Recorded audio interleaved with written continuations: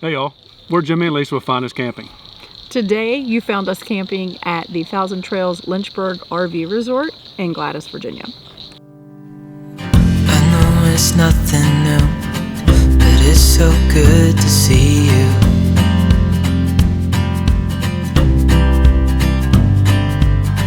We do this every day, and I'm still so amazed by The closest big town that anybody's ever heard of probably to this campground is Lynchburg, Virginia, which is home to Liberty University. So a lot of people have heard of that. It is a very rural area. It's in the mountains in Virginia. It's a beautiful area. And it's kind of like a lot of Thousand Trails parks. It's not in town. It's kind of out away from everything. Way away from everything. Like Lynchburg is still, what, 20 minutes away? 25 minutes away. But there is a food line right down the road, so if you're looking for a food line, it's pretty close. Yeah, and Rustburg, which is, again, a small town. So basically this is just like she said, like the normal Thousand Trails. You have your guard shack in the front coming in, the gate, you have a gate code to get in here, and then once you get in, the one thing this park has is this great big lake. You can fish all around this thing, and there's actually a beach. Yeah, they have a beach area for swimming, so I would assume you wouldn't fish there. And then right behind the beach area, they also have a really nice pool, basketball, horseshoes, pickleball, tennis courts. I will say the pickleball and tennis courts, they need a little help. Need a little attention. That's a good word. Attention. They do have a problem here in that a lot of parks that have a lake have the similar problem, that the land all, feeds down to the lake. So when it rains a lot, they have some drainage problems, so the roads get rutted out and that kind of thing. But it did rain while we were here, and the maintenance guy was out with the tractor grading the road, trying to fix the damage that was caused by the rain. And the last couple of times we've been here, this park only had 30 amp full hookups. I mean, they also have tent sites, but there was no 50 amp.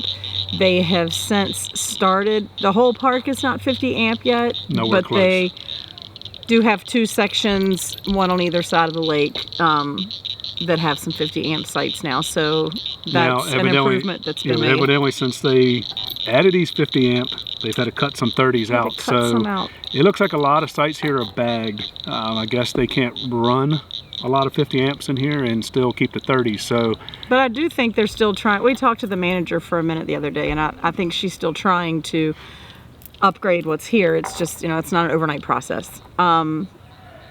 This campground is only open May through October though, so I guess because it's in the mountains, they probably get a lot of snow, so they have to turn the water off in the winter, so there's no camping here at that time. They did have a band, last Saturday? I guess they had DJ Friday night. Yeah, they had a DJ or something. We didn't come down because Saturday. we didn't realize that we missed it on the calendar, but it was 4th of July weekend. So Friday night there was some kind of music. We went out to walk the dogs and we could hear music playing, so there was something going on. But then Saturday night, there was live music. I don't know. Maybe it was Saturday and Sunday. Anyway, I think 4th of July night, they had a live music. band, and they were pretty cool. They did a good job. And we have been to a couple Thousand Trails that still don't do anything on holidays or weekends. So at least they had some music going on here and some activities for the kids. So there is a big meetup room, I guess, if that's what you want to call it, in the middle of that. It's the pavilion and then the community room, I think is what they call it at most Thousand Trails.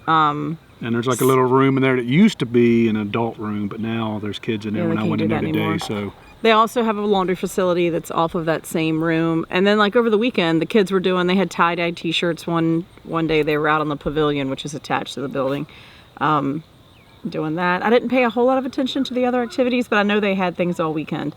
But we don't have any kids that want to participate. Well, I know one thing they had was like a race around this pond. Oh, they did, a bike race around the pond. I do remember reading that. Maybe something with fishing. I don't know. We're terrible because we didn't really pay attention. But yeah, they did at least have live music, which was nice. And they catered to anybody. Like they were singing country music, but the guy asked if people wanted to hear other stuff, and they would play other things. So in the middle of this park, behind the pavilion, there is a spot for the kids to play. There is a playground there. I did see a Nice tetherball. playground. There's tetherball there. There's some seesaws there. Now, for the playground, you have to be, I think it was 12 and under. So you can't play like you usually like to play I like with the the teeters. So, all in all, this park, I wouldn't say this is in my top 10. I think it's a great park. I think it's a nice location, and I like the fact that it's around the water. And I understand they can't control the drainage issues and the ruts in the road, and it's an ongoing thing. It gets kind of hard to come through here with your big camper when there's a lot of ruts in there. Yeah, there were a couple places coming almost in that I drug was coming worried in a about couple dragging times. my jacks, and I didn't want to rip them off. So there's that. But all in all, I mean, it's in Virginia, so we do come here. Probably not as frequently as some of the other parks, just because we know it's rutted up. And up until now, they didn't have 50 amp. And if we wanted to come in the summer, then we couldn't. Like we're here July 6th, 7th, whatever it is. It's Yeah. 92 degrees outside, so I do want my air conditioners all my running. air conditioners. So that was a plus. I think it's a nice enough park. I It's a just think beautiful it could, park. It could needs use a some- little upkeep. yeah. Or a little updating, maybe that's a better word. And if you're trying to call to get in here, you need to keep calling and calling and calling, because it gets tough to call here sometimes. Or at least Apparently there's not a phone at the guard shack, like when you come in, which at most of the parks we've been to there is. So it was hard to get in touch with the people at the guard shack. I don't know. And the office is up outside of the guard shack. I didn't try to go up there, but I had a hard time calling. I was trying to call in one day while we were out sightseeing because I knew the gate code had changed, and I had a hard time getting in touch with a real live person to give me the code. But I don't think there's any pull-through sites. I think they're all back-end sites. They are all full hookup though, which that's a plus, but they're not all 50 amps. So some 30s, a lot of 30s, some 50s, and then they have 10 sites as well. Now, I will tell you one thing.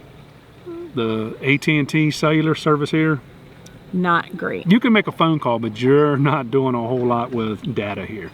The data is super, super slow here. As far as Verizon goes, I don't know, but AT&T is not the best here. So if you're coming here to work, and you're coming here to work with the AT&T hotspot, you're coming here to watch TV with the AT&T hotspot, you're not going to make it with this one. So, but all in all, this park is not that bad. I mean, we still come quite often.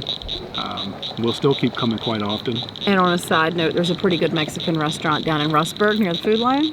So if you're like needing Mexican? some Mexican food, check it out. So that's all we really have for this one. It's kind of, I mean, there's not a whole lot. The park's not that big to really show you guys. So that's it. In a nutshell. That's it. So It's a nice park. It's in the mountains. There are a lot of historical things around here too, like Appomattox County is here. Roanoke's not too far of a drive, so like Roanoke's got Roanoke, Christiansburg, so like Radford University, Virginia Tech, are all within a good drive. Like you could do a day trip or whatever. It's not hours away. And like Appomattox County has a lot of historical things, Civil War stuff. So if you're into that, this would probably be a good place to come. So that's basically it. So if you guys are enjoying these videos, please make sure you give us those thumbs up. Ring the bell. Make sure you subscribe so you won't miss the next video we put out. And until the next time you find us camping. Safe travels, y'all.